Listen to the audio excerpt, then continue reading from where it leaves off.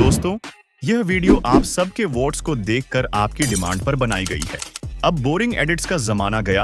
अब आप सिर्फ अपने मोबाइल से प्रोफेशनल लेवल की एडिटिंग कर सकते हो।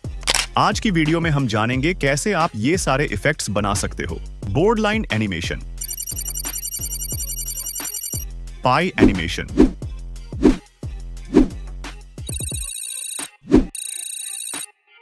Three camera effect. ये सारे इफेक्ट्स हम सिर्फ अपने फोन की मदद से बनाएंगे। Welcome to Alight Motion mobile editing series. Editing का असली गेम तो अब शुरू होगा। बिना टाइम वेस्ट किए वीडियो को स्टार्ट करते हैं।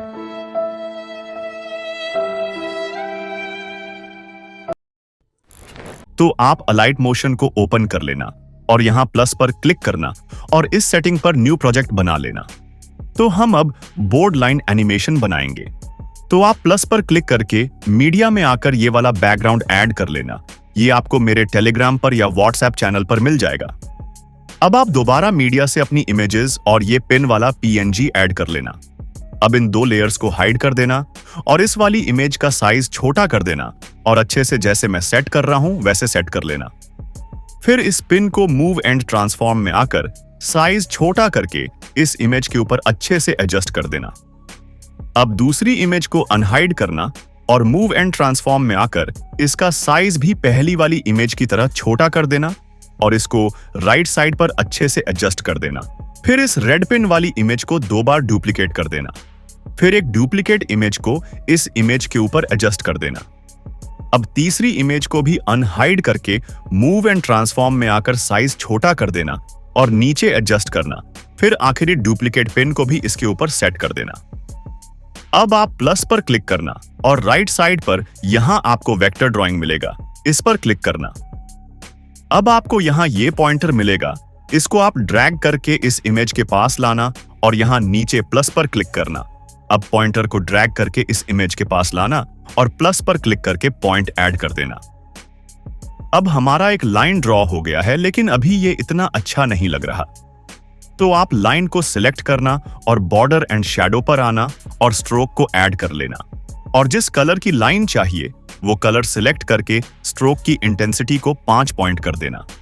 अब बैक आना और यहां इफेक्ट्स पर क्लिक करना और यहां से वाइप इफेक्ट ऐड करना स्टैंडर्ड सेटिंग पर।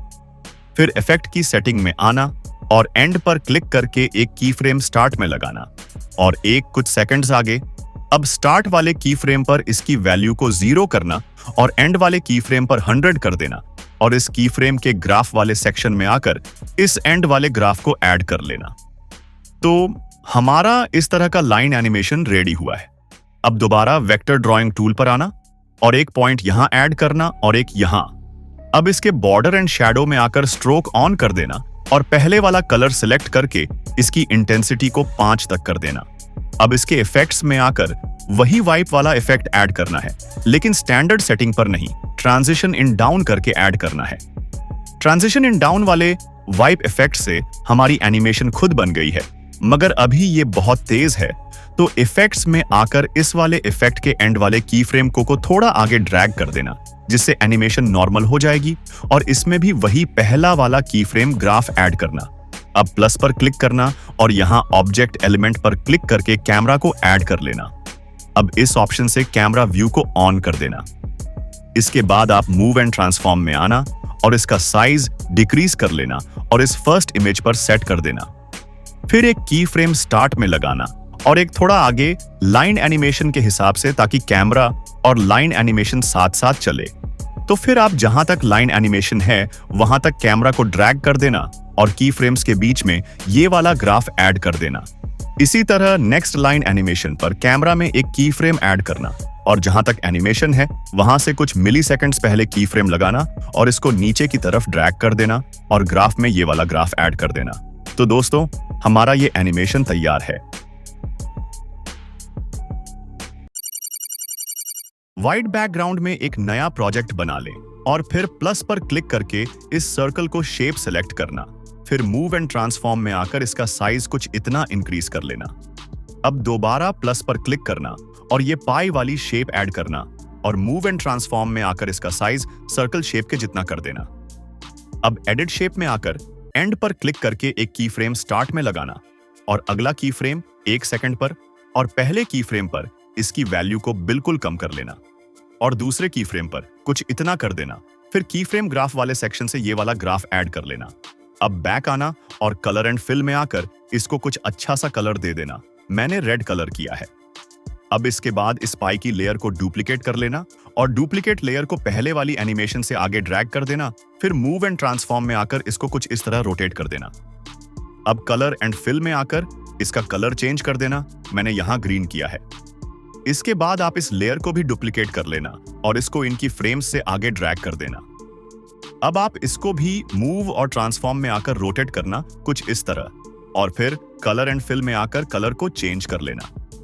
इसके बाद दोबारा इस लेयर को डुप्लीकेट करना और की फ्रेम्स से आगे ड्रैग कर देना। फिर इसको पहले की तरह अच्छे से रोटेट कर लेना और फिर कलर एंड फिल में आकर कलर चेंज कर लेना। दोस्तों, अभी ये ब्लू वाली शेप रेड वाली शेप के ऊपर आ रही है, तो इसको सेट करने के लिए ब्लू वाली लेयर सेलेक्ट करके एडिट शेप में आना और इसकी एंड वैल्यू के दूसरे वाले की फ्रेम पर इसको थोड़ा पीछे ड्रैग कर देना। तो इस तरह ये ठीक हो जाएगा। अब आप इसको एक्सपोर्ट करके सेव कर लेना। अब नया प्रोजेक्ट बनाना और फिर प्लस पर क्लिक करके एक्सपोर्ट की हुई वीडियो ऐड करना।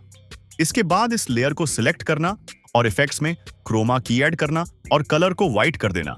इस तरह व्हाइट बैकग्राउंड रिमूव हो गया है। अब आप जहां पर पाई एनिमेशन खत्म हो रही है वहां पर आकर प्लस पर क्लिक करना और राइट साइड पर वेक्टर ड्राइंग पर क्लिक करना और इस पॉइंटर से एक पॉइंट सर्कल के साथ ऐड करना और इसे आगे ड्रैग करके पॉइंट ऐड करना। फिर आपको नीचे राइट साइड पर पॉइंटेड लाइन नजर आ रही होगी। इस पर क्लिक करके इसको स्लाइड करके एक नया पॉइंट लाइन के सेंटर में ऐड करना और फिर लेफ्ट साइड पर इस ऑप्शन पर क्लिक करना और यहां ये 2 रेक्टेंगल नजर आएंगे।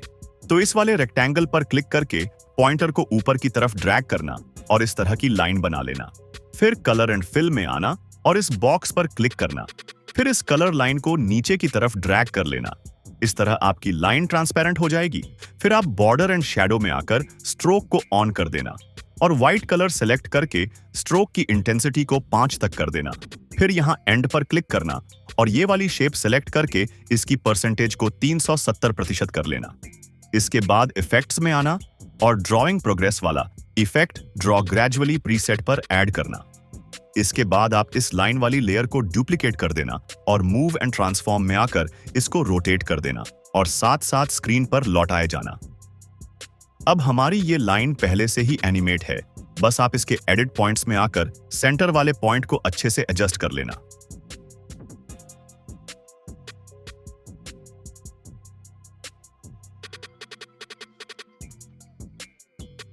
अब प्लस पर क्लिक करना और ऑब्जेक्ट एलिमेंट में आकर नल को ऐड कर देना।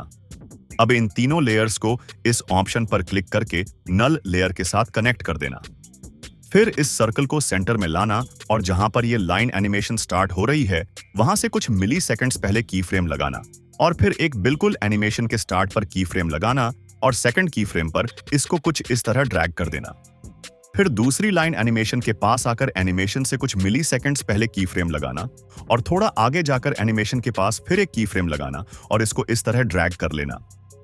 अब टेक्स्ट ऐड करना है तो पहली वाली लाइन एनिमेशन पर जहां एनिमेशन खत्म हो रही है वहां टेक्स्ट ऐड करके जो भी लिखना हो लिख लेना और फिर इसका कलर सेलेक्ट करें। फिर बैक आना और ब्लेंडिंग एंड ओपेसिटी में आकर एक की फ्रेम स्टार्ट में लगाना और एक बिल्कुल उसी के साथ और पहले की फ्रेम पर इसकी इंटेंसिटी को 0 करना और सेकंड की फ्रेम पर 100 कर देना। इस तरह हमारी फेड इन एनिमेशन बन जाएगी।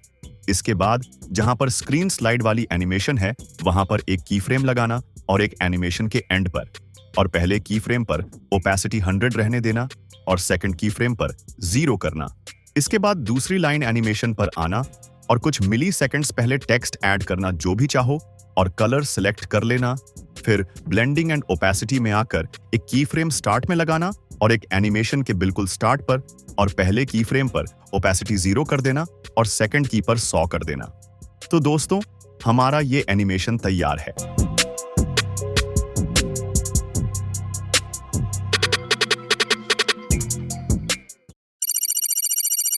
नया प्रोजेक्ट बना लेना और फिर यहां प्लस पर क्लिक करके ये वाली रेक्टेंगल शेप सेलेक्ट करके इसको फुल स्क्रीन के जितना कर लेना। इसके बाद कलर एंड फील में आकर इस ऑप्शन पर क्लिक करना और इस लाइन को ड्रैग करके अच्छा सा ग्रेडियंट बैकग्राउंड बना लेना। अब बैक करना और यहां प्लस पर क्लिक करके मीडिया में से अपने PNG ऐड कर लेना। मैंने एग्जाम्पल के लिए ये 4 इमेजेस ऐड की हैं। अब पहली इमेज को सिलेक्ट करो, फिर मूव एंड ट्रांसफॉर्म में आकर इसकी Z एक्सिस को -200 तक कर देना और साथ ही इसका साइज भी सेट कर देना। और याद रखना सभी इमेजेस को सेंटर में ही रखना। अब दूसरी इमेज सेलेक्ट करना और मूव एंड ट्रांसफॉर्म में आकर इसकी Z एक्सिस को -400 तक कर देना और फिर इसका साइज भी छोटा करके अच्छे से एडजस्ट कर देना। अब तीसरी इमेज को सेलेक्ट करना और इसकी Z एक्सिस को 600 तक कर देना और साथ ही इसका साइज भी सेट कर देना। अब इसके बाद लास्ट इमेज की Z एक्सिस में आकर इसको 800 कर देना और साथ ही साइज छोटा करके एडजस्ट कर लेना। अब प्लस पर क्लिक करना और ऑब्जेक्ट एलिमेंट में आकर कैमरा को ऐड कर लेना, फिर इस ऑप्शन पर क्लिक करके कैमरा व्यू को ऑन कर लेना। अब आप मूव एंड ट्रांसफॉर्म में आकर इसकी Z एक्सिस को इतना कर लेना और साइज को छोटा करके पहले कैरेक्टर के ऊपर अच्छे से एडजस्ट कर देना। अब एक की फ्रेम स्टार्ट पर लगाना और अगला की फ्रेम कुछ मिली सेकेंड्स बाद लगाना और फिर दूसरे की फ्रेम पर इसकी Z एक्सिस को दूसरी इमेज के कैरेक्टर के ऊपर Z एक्सिस को माइनस में इंक्रीज करके सेट कर देना और फिर की फ्रेम ग्राफ वाले सेक्शन में आकर ये वाला ग्राफ सेलेक्ट कर लेना। इसके बाद एक और की फ्रेम थोड़ा आगे आकर लगाना और उससे के कुछ मिली सेकेंड्स बाद एक और की फ्रेम लगाना और इस दूसरे की फ्रेम पर इसकी Z एक्सिस को माइनस में इंक्रीज करना और इस कैरेक्टर के ऊपर अच्छे से एडजस्ट कर देना और ग्राफ वाले सेक्शन में आकर ये दूसरा वाला ग्राफ सेलेक्ट कर लेना। अब आप देखोगे कि बैकग्राउंड फुल स्क्रीन पर नजर नहीं आ रहा है, तो बैकग्राउंड वाली लेयर सेलेक्ट करना, फिर मूव एंड ट्रांसफॉर्म में आकर इसका साइज इंक्रीज कर देना। अब आप दोबारा कैमरा में आकर उन की फ्रेम्स से थोड़ा आगे एक और की फ्रेम लगाना और उसी के कुछ मिली सेकेंड्स बाद एक और की फ्रेम लगाना और पहले की तरह Z एक्सिस को माइनस में इंक्रीज करके कैरेक्टर के ऊपर एडजस्ट कर देना और पहले वाला की फ्रेम ग्राफ सेलेक्ट कर लेना। तो दोस्तों हमारा ये एनिमेशन तैयार है।